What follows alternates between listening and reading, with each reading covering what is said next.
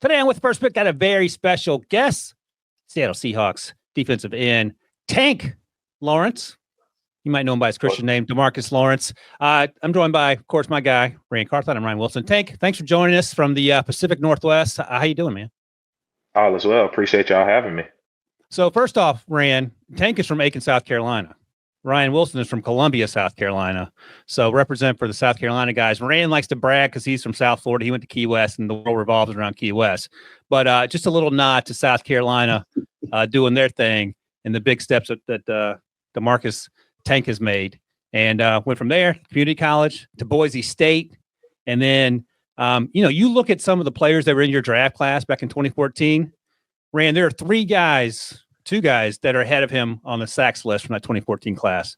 One of them is some guy named Aaron Donald, who you were in St. Louis/LA when he was drafted, and Tank is third on that list. So Tank, I want you to start there because we cover the draft here as well as NFL stuff. Just tell us about if you could go back to Tank Lawrence in 2014 as a second-round pick out of Boise State, knowing what you know now, what would be the best advice you could give yourself? Because there's so many rookies that are just so unprepared for everything that comes with transitioning from college to the NFL. So when you're a young athlete, you think the whole world revolves around you. And as myself, I thought I can, do anything, and I'm invincible. So, can you hear me? Yeah. Yep. Yeah. So I thought I was invincible. So I, go, work, play, in the streets, doing Play. everything and play and all types of stuff. And, I ain't understand the quality of my sleep and recovery, how big that was into, my game, and also being injury free. So if I can give any advice to the young guys, prepare, make sure you get the proper recovery that you need each and every night, and even look into a sleep number bed. I mean, that helped me out a lot, over my last 6 years. So sleep number is the way. So you're joining us via your partnership with Sleep Number. And as you alluded to, I also have a Sleep Number bed in my house. So trust me, I love how it hugs me back at night when I'm trying to go to sleep. So talk to us about your partnership with Sleep Number and how that all came about, and why Sleep Number? Why Sleep Number and Tank Lawrence together? Why that makes sense? Honestly, like, if you know it or not, but like 83%, of NFL players have a sleep number. And, just like you said, because of the love that it gives back to you, with me, like, some nights, depending on, if my body ain't, too tight or whatever, like, I can lay on a softer comfort. So I'm more like at a 45, but like other nights after, hard practices and stuff, like I have to boost it up to a 70. So, just the different, qualities of sleep that it provides for you, I think is well needed for, everybody. Hey, Ryan, and in case you were wondering, as you can see, I'm pulling up my Sleep Number app right now. My sleep number, I think it's a 71. Okay. You know what mine is? Mine is a 0 because I don't have a sleep number yet because I don't roll like you and Tank. So hopefully after this conversation, Tank can hook me up and I can get a good night's sleep for the first time in a very long time. So Tank, man, look out for you. Yeah. Okay. Thank you, Tank. Tank's y'all heard it here. He's gonna take care of us because I might need an extra one. Just in case I get in trouble with my wife and she kicks me out of the room, I need to go to the guest room with a sleep number. So Tank's going to look out for us. So, man, after 11 years with the Cowboys, you decided as a free agent to sign to Seattle. I went to training camp with Seattle in 2006. And to me, the city of Seattle alone is a hidden gem in this country. If you didn't grow up on the Pacific Northwest, you wouldn't know about it. I love Seattle. It's one of my favorite places in the country. But Mike Macdonald, young coach who is a really, really bright mind, tell us how you came to the decision of Seattle and why that was the perfect fit for you. Yeah, man. Just like you said, beautiful city, love football up here in this area. So, I mean, why not Seattle? But, to touch on Mike, this will be my first time having a defensive head coach. I know he's young, but I feel like he's a brilliant mind. Anybody that can, go around and quote Harry Potter, is is pretty intelligent to me. So just being with him, over these last couple of months and, seeing how he's getting our defense into shape and getting us gearing and ready to play this game, I can testify that, he's going to be a great coach in this league soon. Hey, let me ask you, Tank, about some of your teammates on defense, especially because, again, we work a lot on this podcast getting through the draft process. And one of my favorite players coming out of Texas a couple of years ago was Byron Murphy, who is playing defensive tackle. He played a lot of zero last year. It seems like they're going to play a little bit more three-tech with him this year. And I remember talking to him at the Combine, and I ask defensive guys this question sometimes, like, tell me some of the guys that you played against in college that gave you trouble. And you know him, he couldn't be a nicer young man. He said, nobody gave me trouble. And he wasn't lying. Like, he was actually telling the truth. So I want to see what his progress has looked like for you now that you see him up close and personal. And then you're playing with veteran Leonard Williams. You got Tyrese Knight, who's a fantastic player. Rand knows Ernest Jones very well from his time together. And then in the back, you got Devin Witherspoon, who's a dog. He plays that position in nickelback cornerback like he's a 250-pound linebacker. So talk about these new teammates and what they look like, because it feels like this defense with, Harry Potter, Mike Macdonald getting after it is going to give some teams some problems. Oh, yeah, man. Like you said, we got a lot of young, great talent, just touching on B. Murph, just seeing him involved, over the little time that we had with each other is tremendous. From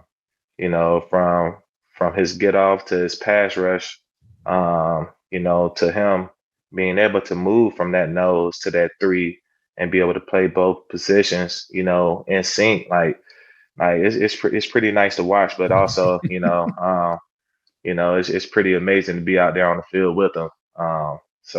Yeah, man. And then, I call them rug rats, my DBs, man, they ready to terrorize everything. So, just to have those guys behind you to, secure you, and, make sure that you can get to the quarterback, and all those things, man, I'm super excited about it. Like, all honesty, just to have, a group of guys around you, magnifies your game.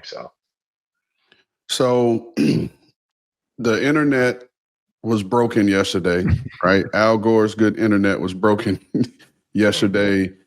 Everyone in the world is talking about this Micah Parsons trade to the Packers. We're not here to talk about the actual trade and what it means to you and all of that, where you were in the world when you heard it.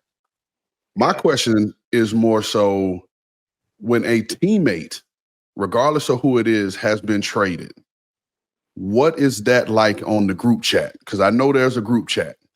And specifically, if that person is in your position room, do you immediately delete the person from the group chat, or do you start the group chat all over? Like, what is that like for the locker room when you hear one of your teammates has been traded?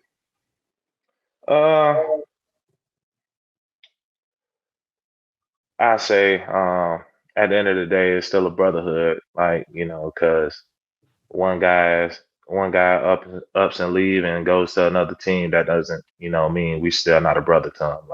We don't bled, sweat and tears out there, on the field together. So, nah, not necessarily. I feel like, it's more on the player. If that player doesn't want to be a part of that brotherhood no more, he'll, delete himself out of the group chat.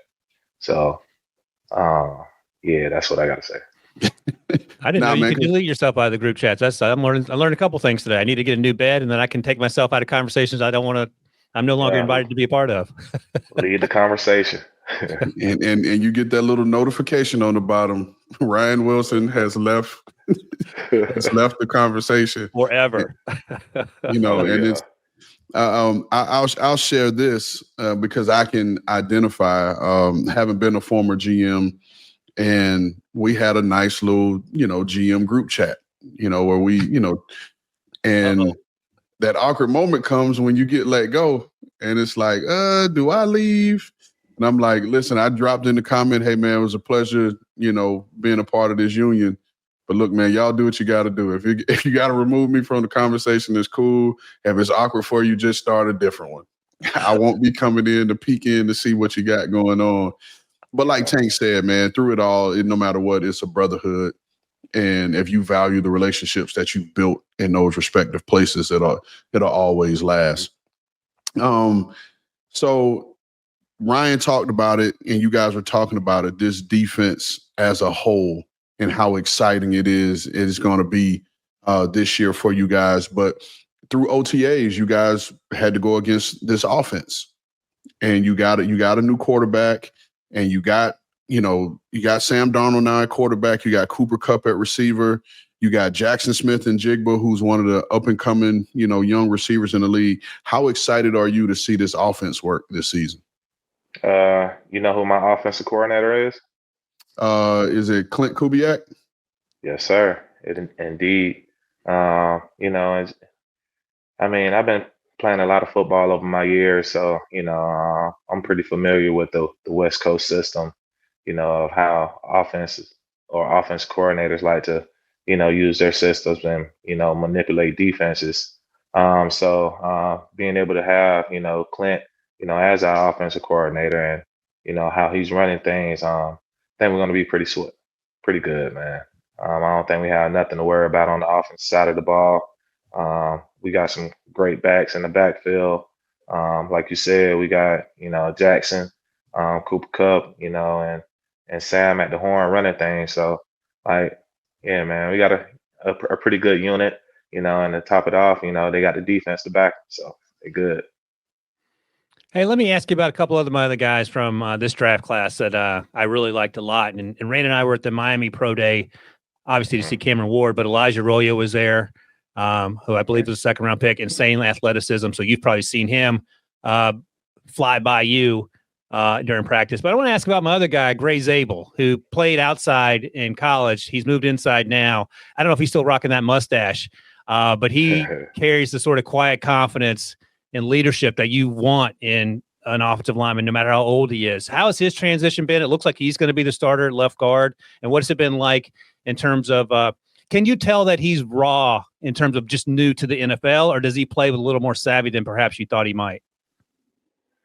I'm going to touch on the mustache part first. He's definitely still rocking the mustache. Okay. But yeah,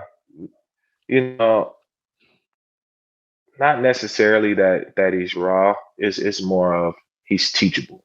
Right. And being a young talent like he is, and also having that fundamental value of being teachable is huge, especially in the offensive line. So with him, being teachable and having that aspect of his game, I feel like the sky is not the limit for Greg. He's going to have so many opportunities to get better, but how he comes to me and asks me for information on how to better secure his hands, or what does he do against certain pass rush moves. I know he's young, but just the way he thinks of things at his age is pretty unique. So, all right, Rand, I appreciate that, Tank. I think Tank has to go. He's got to go hang out in the Pacific Northwest and see what's up. Any last words for Tank before we get out of here? Nah, man, just enjoy your time in Seattle. Like I said, I was there for a little bit, but it's a beautiful city. In the springtime, there's no prettier green than in Seattle. Just it's a beautiful place, man. Enjoy your time and just make the most of this opportunity, man. I know you will. Most definitely. Appreciate you, man. Thank you, Tank. We appreciate you. On behalf of Sleep Number, going to hook me up with a discount code. Yes, sir. Appreciate it, fellas. Thank you.